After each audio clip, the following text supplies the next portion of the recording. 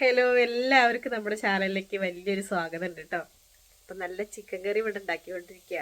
അപ്പം നമ്മുടെ അമ്പലത്തിലെ പ്രതിഷ്ഠാദിനമൊക്കെ കഴിഞ്ഞു, ഏഴാം പൂജ കഴിഞ്ഞു. ഏഴാം പൂജ കഴിഞ്ഞ് നമ്മൾ പിറ്റത്തെ ദിവസം നോല് പറക്കാമെന്ന് വിചാരിച്ചപ്പോൾ അല്ല അന്ന് വൈകുന്നേരം ചിക്കൻ മേടിക്കാൻ വിചാരിച്ചപ്പോൾ അന്ന് വെള്ളിയാഴ്ച ആയിരുന്നു കേട്ടോ. അപ്പോൾ നമ്മൾ മേടിച്ചില്ല, ഇവിടെ വെള്ളിയും ചൊവ്വയും മീൻ മേടിക്കില്ലല്ലോ, മീൻ ഇറച്ചിയും മേടിക്കില്ല. അപ്പോൾ നമ്മൾ ഇന്ന് അതായത് ശനിയാഴ്ച മേടിച്ചിട്ടുണ്ട്. അപ്പോൾ ചിക്കൻ ഞാൻ ഉണ്ടാക്കുകയാണ്. ഉള്ളി എരിഞ്ഞു തരാനും സഹായിക്കാനൊന്നും ഏട്ടന് വലിയ കുട്ടപ്പായി ഇല്ല. കുട്ടപ്പായി വെളിച്ചെണ്ണയൊക്കെ മേടിച്ചു കൊടുത്തിട്ടേ കളിക്കാൻ പോയി. ഇവിടെ നല്ല നാടൻ വെളിച്ചെണ്ണ കിട്ടും ഇവിടെ അടുത്തുനിന്ന്.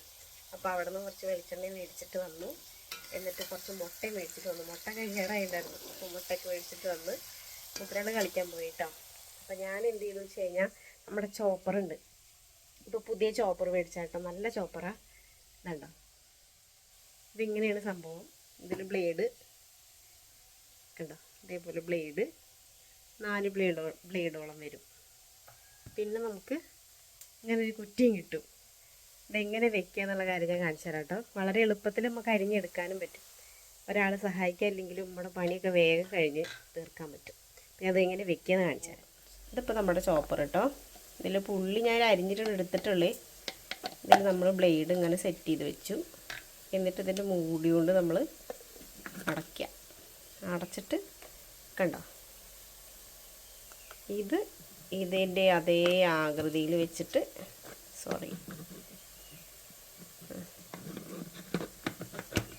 ഇതുപോലെ വെച്ചിട്ട് ഇങ്ങനെ അമർത്തി കൊടുക്കുക. നമ്മൾ വെറുതെ ഉള്ളി ഇങ്ങനെ 2 കഷ്ണാക്കി ഇട്ടാലും നമ്മുടെ സവോള നമുക്ക് സെറ്റായിട്ട് കിട്ടും. നല്ല സുഖമായിട്ട് നമുക്ക് അരിഞ്ഞെടുക്കാം കേട്ടോ. അങ്ങനെ വലിക്കേണ്ട ആവശ്യമില്ല. അതിനേക്കാൾ എളുപ്പം എനിക്ക് ഇതായിട്ട് തോന്നി.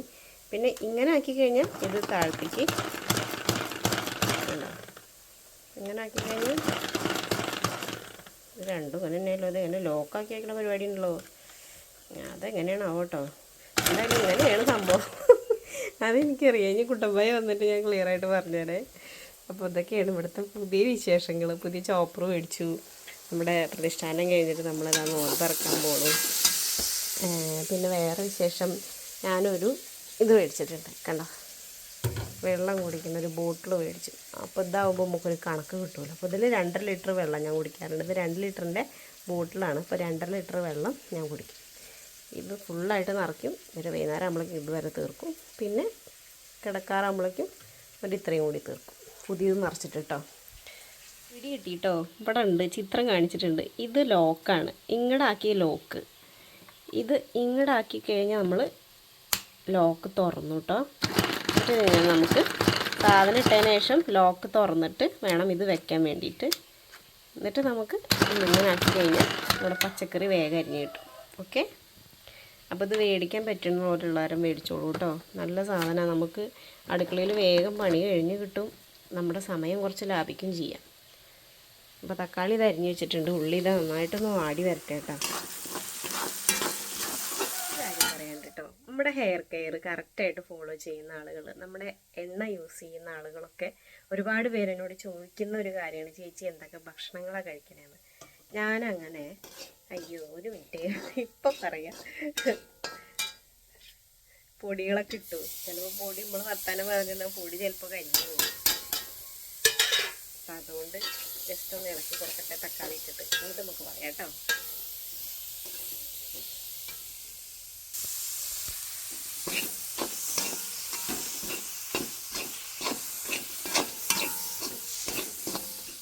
അപ്പോൾ എന്തൊക്കെ ഫുഡ് ക്ലാസ് ശ്രദ്ധിക്കണം അതല്ലേ നമ്മൾ പറഞ്ഞു നിർത്തിയത്.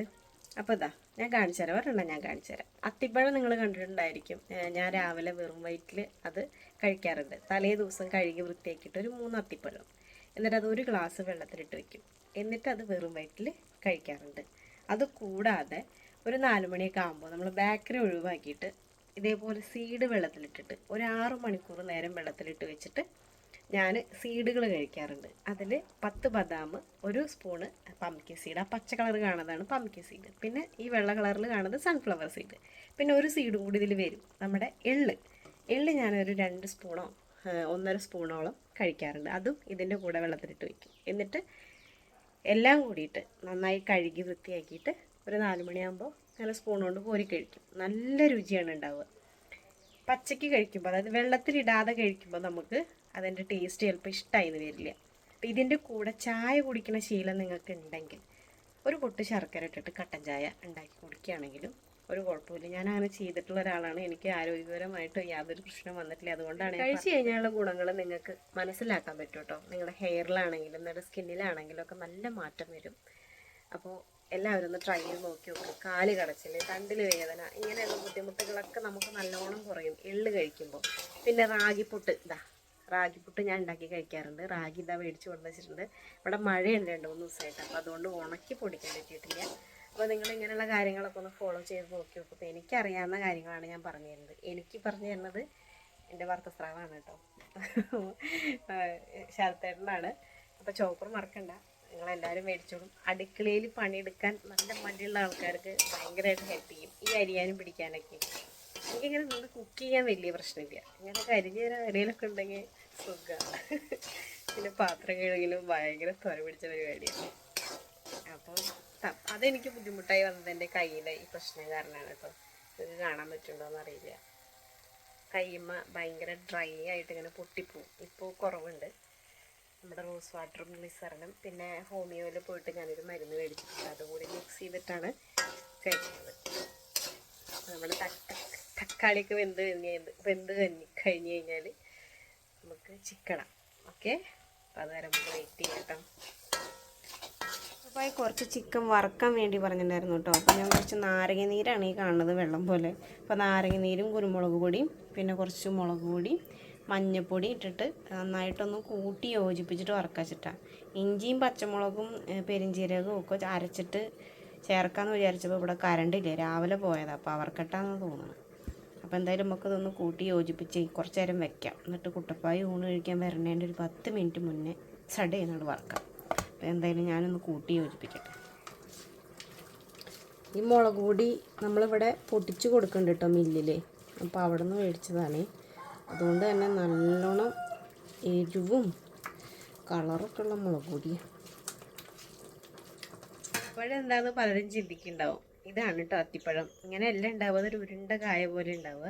ഉരുണ്ട കായ എന്ന് പറഞ്ഞു കഴിഞ്ഞാൽ ഇങ്ങനെ ഇപ്പോൾ അത് പറഞ്ഞു തരിക, ഉരുണ്ടതുമല്ല, ഒരു പ്രത്യേക രൂപത്തിലുണ്ടാവുക. നമ്മുടെ ഈ പമ്പരൊക്കെ ഇല്ലേ, പമ്പരം ഇങ്ങനെ ഇട്ടിട്ട് ഇങ്ങനെ വള്ളിയിൽ ചുറ്റിയിട്ട് ഇങ്ങനെ പമ്പരം എറിഞ്ഞിട്ട് നമ്മൾ എടുക്കില്ലേ, അതേപോലത്തെ രൂപത്തിലുള്ള സാധനം ഉണ്ടാവുക.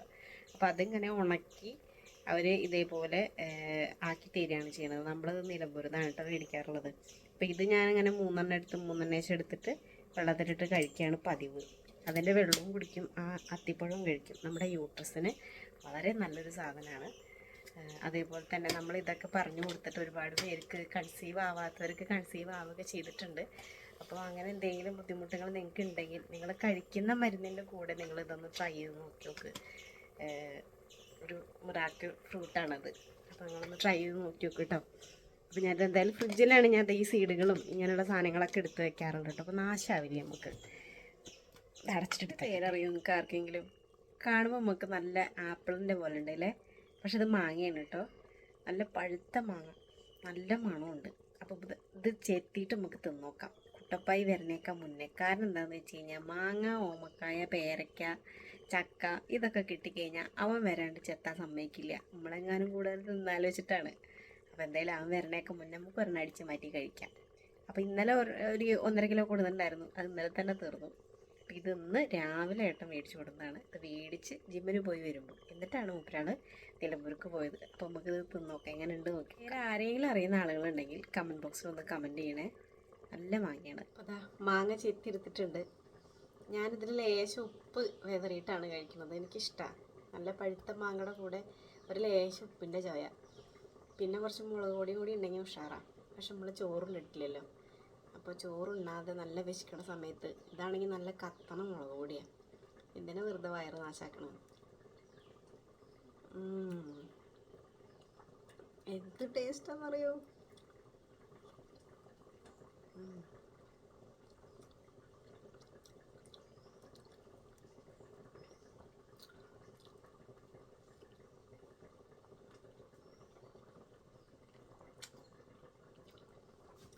നല്ല വിശപ്പുള്ള സമയത്ത് ഇതേപോലെ മാങ്ങയൊക്കെ പറമ്പിൽ പോയിട്ട് പൊട്ടിച്ച് തിന്നായിരുന്നൊരു സമയം ഉണ്ടായിരുന്നു.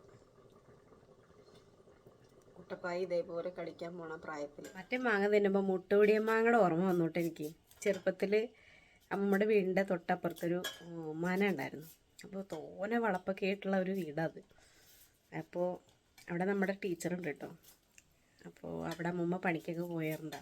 അപ്പോൾ എന്നെ കൂട്ടിയിട്ട് ചില ദിവസങ്ങളിൽ പോകും. അപ്പോൾ അവിടെ ഇങ്ങനെ മുട്ടുപിടിയ മാങ്ങ കിട്ടുന്ന മാവുണ്ട്. അപ്പോൾ കാടിൻ്റെ ഉള്ളിലേക്ക് കുറച്ച്, കാട് എന്ന് പറഞ്ഞു കഴിഞ്ഞാൽ അവരെ വളപ്പ് തന്നെയാണ്, അവിടെ കുറച്ച് കയറി പോകണം. അപ്പോൾ അവിടെ നിന്ന് ഇതേപോലെ മുട്ടുപിടിയ മാങ്ങ എടുത്തിട്ട് ഇതിൻ്റെ ഈ ഇവിടെ പൊട്ടിച്ചിട്ട് ഇങ്ങനെ കുടിച്ച് നല്ല ടേസ്റ്റ്, അങ്ങനെ ഇങ്ങനെ കുടിക്കാൻ പറ്റുമോ ഈ സാധനം. അപ്പോൾ കുട്ടപ്പായ്ക്ക് ഇപ്പോൾ പറക്കി കൊടുക്കുന്നതാ. അനക്ക് ആരാ തന്ന്? വിജയലിമ. ഈ മാങ്ങ കിട്ടിയിട്ടുള്ളത് എന്ത് മാങ്ങയാ? ഞങ്ങൾ തെക്കേറ്റെന്ന് കയറി പിടിച്ചോ. വേനൽക്കാലമായി കഴിഞ്ഞാൽ ഇങ്ങനെ ഒരു സാധനങ്ങൾ നമുക്ക് തിന്നാട്ടോ. ഇത് പഞ്ചസാര ഇട്ട് തിന്നാന്ന് പറയണത്. എങ്ങനെയാണോ പഞ്ചസാര ഇട്ട് തിന്നുക? ഉപ്പച്ച പിന്നെ കുട്ടപ്പായ്ക്കുള്ള ചിക്കനും വറക്കട്ടു കേട്ടോ. പിന്നെ ഇതും കൂടി ആയി നമുക്ക് ചോറ് തിന്നാം. കുട്ടപ്പായി മാമുണ്ണാൻ പോവാ. ആ അതന്നെ ചോറ് കളഞ്ഞോടെ. എപ്പാ ചോറ് എടുക്കുമ്പോഴതേ കുട്ടപ്പായി ചോറ് കളയും. വലിയ പ്ലേറ്റ് എടുക്കാറുന്നില്ലേ അപ്പോൾ? അരി ചവിട്ടില്ല കേട്ടാ. അവിടെ നീങ്ങിയിരിക്കും. അതാ എന്താ കാണിക്കണേ? സാരല്ലേ, അയ്യോ എനിക്ക് ഇഷ്ടമായ നോക്ക്. അമ്മ ഇഞ്ചിയും ഇതൊന്നും അരച്ചിട്ടില്ല അതില്.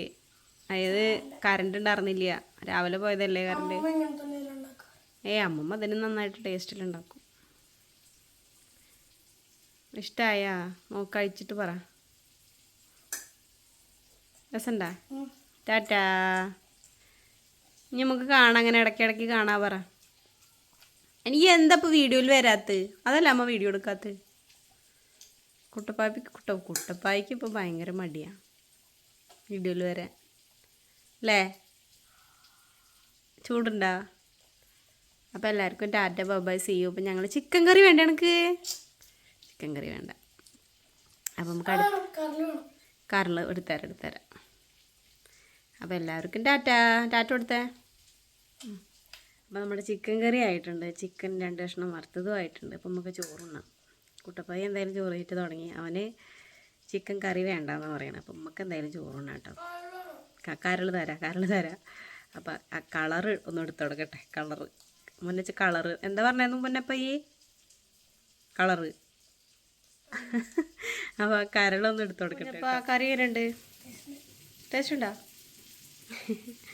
അപ്പോൾ ടാറ്റാ.